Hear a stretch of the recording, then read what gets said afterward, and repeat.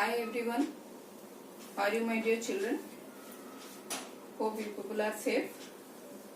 So in last lecture, it was a bit lengthy lecture, but I had to complete all those portions so that it will be easy for you and for me actually to go forward with the syllabus. So all the terms related to your spherical mirrors we have seen, and why we are using spherical mirror also, that also we have discussed. Today we are going to discuss the first sign conventions. Sign conventions for spherical mirrors, children. Easy question. Still always I'll try to give the theory, or you can say the concept, little bit different way. Let us see. I'm trying my best. Okay. So first, sign convention. Sign convention, it will be much more easier when we will go for the numericals. When you know this, even if you know clearly what is sign convention, no need to learn anything. Even the image formation also, you will see it is much more easier. Okay.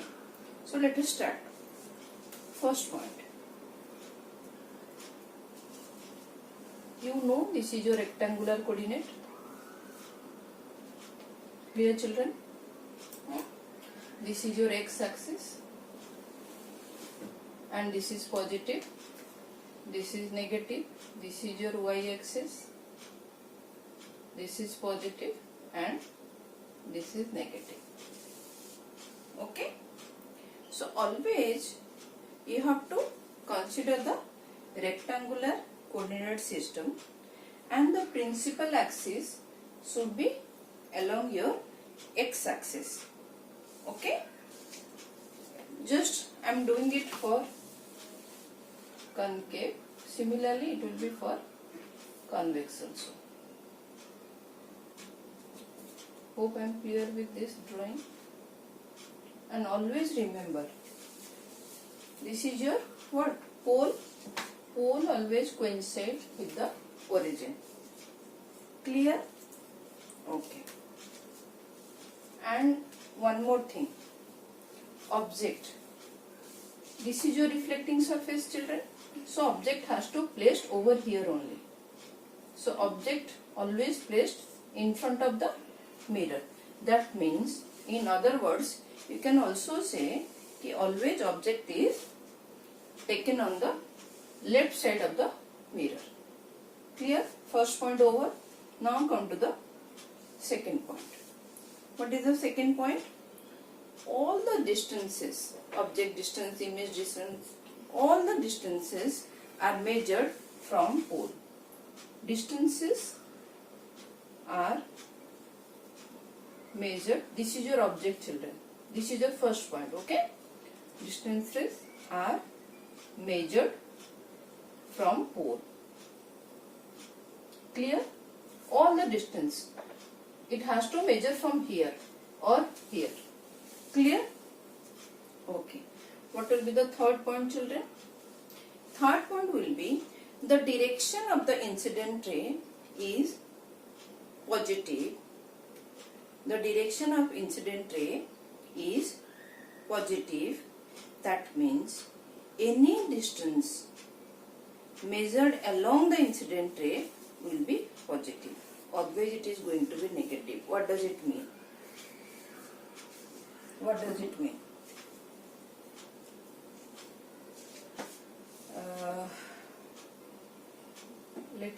This is your mirror, children. This is your pole, and this is your what? Incident ray, children. So this is the direction of incident ray. Okay? So whichever distance we are measuring, if it is along the incident ray, then it is positive. If it is opposite from the incident ray, then it is going to be negative. Is it clear, children? Distances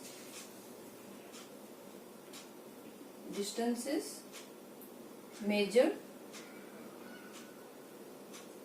along incident ray is positive. If it is opposite to it, otherwise negative. Or you can say if it is opposite to the direction of the incident ray, it is negative. Clear? Second point? Okay. Now let us go to the third point. Let me erase the second point first. Everything is there in the notebook, but the presentation is different, and whatever I am telling now, it is little bit different because it is much more easier to understand. Okay. So third point over. What is the fourth point, children? Fourth point is, what is your fourth point? Fourth point is height above the principal axis is positive and height below the principal axis is negative. Suppose this is your pole, center of curvature, object. Height above the principal axis is positive and height below the principal axis will be negative. Clear, children? Okay. Now fifth rule, very important one. This one is very important. Everything is important, but this one is interesting rather. You will see how theory is applicable, other rule is applicable in the case of focal length. So focal length of concave mirror is what? Negative. Always negative. Focal length for concave mirror is negative, children, and for convex mirror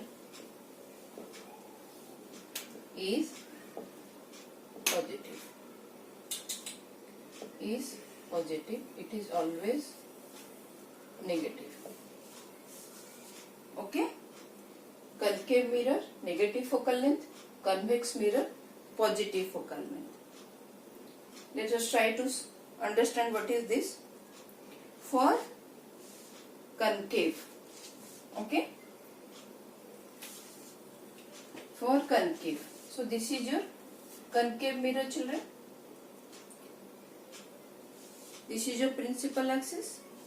Now incident ray in this direction and it will go like this.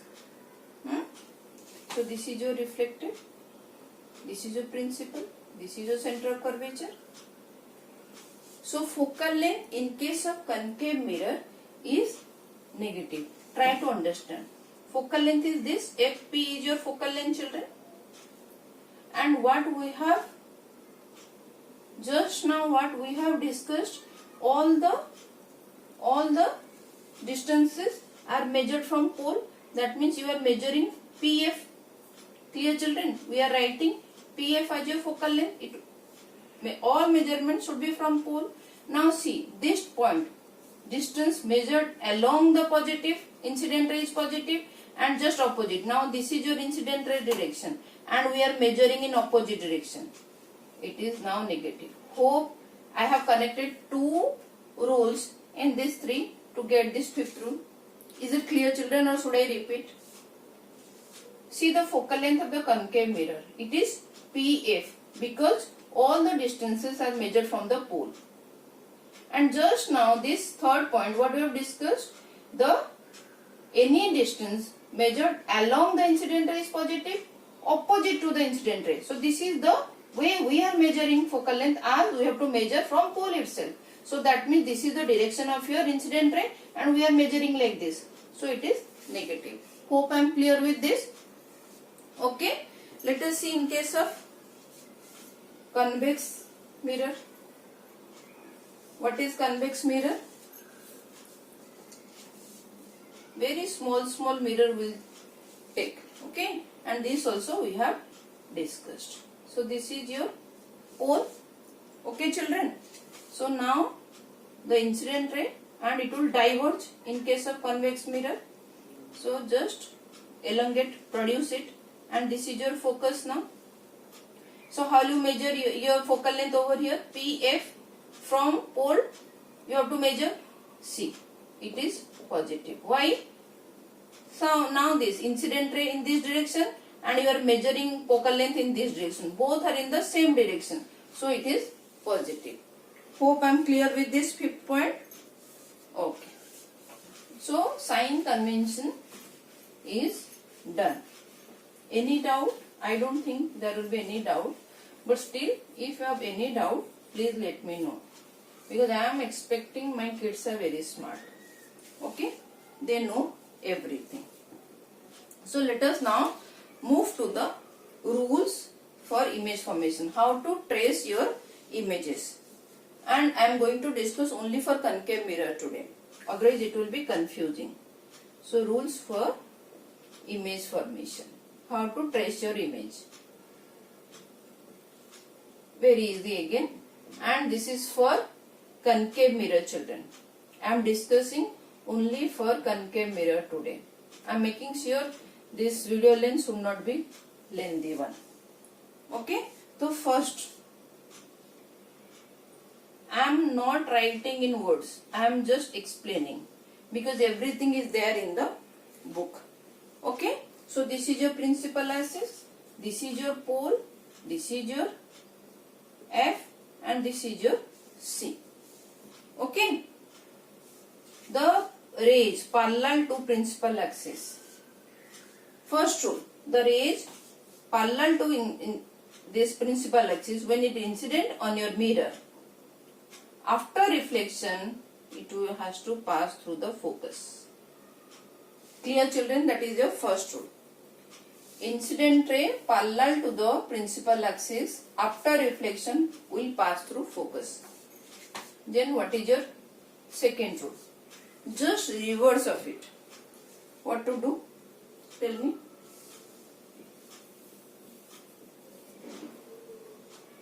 This is your focus. This is your focus. This is your principal. Pole. Now second rule is incident ray passing through focus. After reflection, it will be parallel to the principal axis. Just opposite, just reverse of it. Clear children? When incident ray pass through the focus, after reflection, the reflected ray will be parallel to your principal axis. Hope I am clear with this. Now, let us go to the third. What is the third? See. This is your concave mirror. This is center of curvature. This is F. This is P. So third will be when the ray of light, the incident ray of light, pass through the center of curvature, children. When it pass through, that means this is your incident ray. When incident ray pass through your center of curvature, after reflection, it will just retrace its path in opposite direction. Is it clear, children? Is it clear? A ray of light, after passing through the center of curvature, when it will strike the mirror, it will reflect back along the same path. It is retracing back in opposite direction. So third rule is over. Now what is the fourth rule? Fourth rule. This is your pole, this is your F, and this is your C. When a ray of light incident obliquely towards the pole, that means, okay, when it will strike on the pole, it will reflect back like this. Okay, children? So when the incident ray obliquely towards the pole, when it will strike the pole, then it reflected obliquely as per the law of reflection. See children, this is your center of curvature and we have discussed this is your normal only. Is it clear? When already I have discussed in my last lecture for the spherical mirror, when suppose a ray is incident over here, at any point when ray is incident, how to draw the normal? It has to pass through the center of curvature. So this is your normal. This thing we have discussed. Now see, your ray is incident on this pole. So what is the normal? It has to pass through the center of curvature. Now see, so this is your normal only. So that means this is your angle of incidence and this is your angle of reflection, children. So this angle I is equal to R. Is it clear? Is it clear, children, this rule? And what is over here? What is the incident angle over here? As it passes through the center of curvature, I and R both is equal to 0 in this case. Hope I am clear with this. Okay? Okay. So this is the rules for tracing the images in case of concave mirror.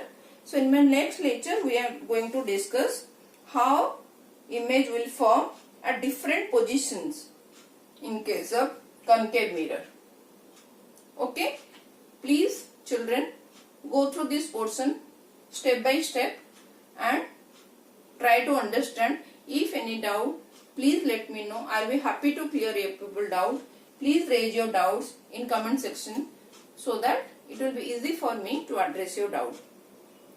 Focus, children, study, but again same line I am going to tell you. Please relax in between and take care of yourself, children.